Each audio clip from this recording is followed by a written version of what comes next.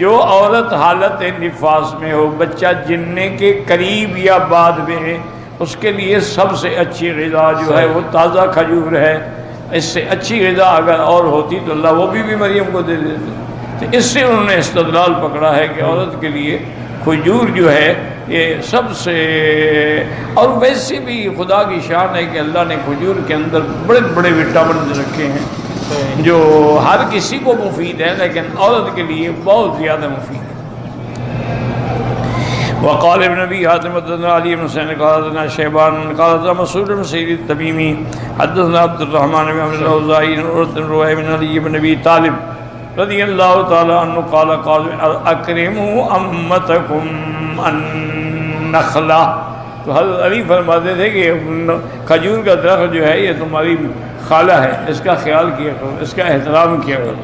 فَإِنَّهَا خُلِقَتْ مِنَ الطِّينِ، چونکہ اللہ نے اس کو بھی مٹی سے پیدا کیا۔ الَّذِي خُلِقَ مِنْهُ آدَمُ علیہ السلام وَلَيْسَ مِنَ الشَّجَرِ شَيْءٌ يَلْقَوْ غَيْرَهَا، اس کے علاوہ اور کوئی درخت نہیں ہے جس کے اندر پیوند کیا جائے اور نر کا بول ڈالا جائے، صرف یہ کھجور ہے۔ باقی دنیا کا کوئی ایسا درخت نہیں ہے۔ جیسے عورت مادہ ہے، اس کے لیے بیج ضروری ہے، کھجور کے لیے بھی اللہ تبارک و تعالیٰ کی شان ہے کہ نر کا بول ضروری ہے۔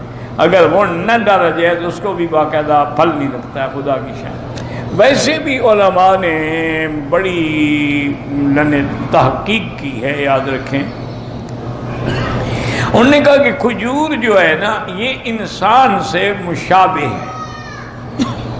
کیا معنی؟ انسان کا ہاتھ کٹ جائے زندہ رہ سکتا ہے، ٹانگ کٹ جائے زندہ رہ سکتا ہے، لیکن گردن کٹ جائے پھر زندہ نہیں رہ سکتا۔ کھجور کی بھی ادھر ادھر شاخیں کاٹ دو کھڑی رہے گی، لیکن اوپر سے اگر کاٹ دو تو مر جائے گی، تو اس کی بھی گردن کٹے تو مر جائے گی۔ دوسرا، ہر جانور جھک کے پانی پیتا ہے، صرف انسان ہے جو اوپر سے پانی پیتا ہے۔ اسی طرح کھجور ہے، ہر درخت زمین سے پانی لیتا ہے، کھجور آسمان کے پانی پہ زندہ رہتی ہے۔ تو اس لیے انہوں نے کہا اس کو انسان سے بڑی مشابہت ہے، اس لیے انسان کے لیے سب سے بڑی اور اچھی سے اچھی غذا ہے۔ اور خاص طور پہ کھجور اجوا ہے، برنی ہے، سرفانہ ہے، یہ تو بڑی اللہ کی نعمتیں ہیں۔ حتیٰ کہ صحیح حدیث میں ہے کہ جو آدمی 7 دانے صبح اجوا کھجور کے کھائے اس پہ اس دن زہر بھی اثر نہیں کرے گی اور جادو بھی اثر نہیں کرے گی۔ اور ابتدائے دور میں حضور پاک کا اور صحابہ کے تو غذا ہی صرف کھجور تھی، الاسودان یعنی التمر والماء، کھجور کھائی پانی پی لیا، بس یہی غذا تھی، یہی روٹی تھی۔ یہ تو اب ہمارا ہے نا کہ 10 کھانے ہوں اور 2 کلو 4 آدمی کھا جائے، تو اس وقت تو یہ عالم نہیں تھا۔ اسی لیے وہ لوگ صحت مند تھے، نہ ان کو الحمدللہ کبھی اٹیک ہوا، نہ ان کو کبھی دل کا دورہ پڑا، نہ ان کو کبھی کینسر بنا۔ یہ جو تم نے مرکبات بنا کے کھانے شروع کیے ہیں، ساری اسی کی مہربانی ہے کہ اس میں مرچیں ہیں اور مسالے ہیں اور نمک ہے اور پتہ نہیں کیا کیا بلائیں ہیں۔ اس کا نتیجہ یہ ہے کہ آج انسان بیماریوں کا گھر بن چکا ہے۔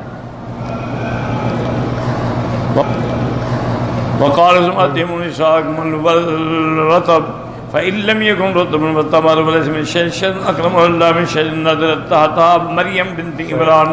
ایک حدیث میں یہ بھی ہے، حضور نے فرمایا کہ اپنی عورتوں کو تم تازہ کھجوریں کھلایا کرو۔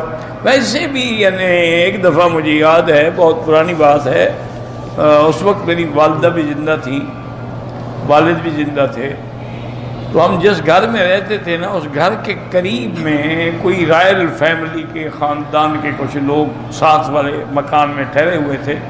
تو ان کی شرافت ہے اور ان کی مہربانی ہے کہ وہ کبھی کبھی ہم فقیروں کے گھر میں بھی ان کی عورتیں آ جاتی تھیں اور اعلیٰ قسم کی کھجوریں لاتی تھیں۔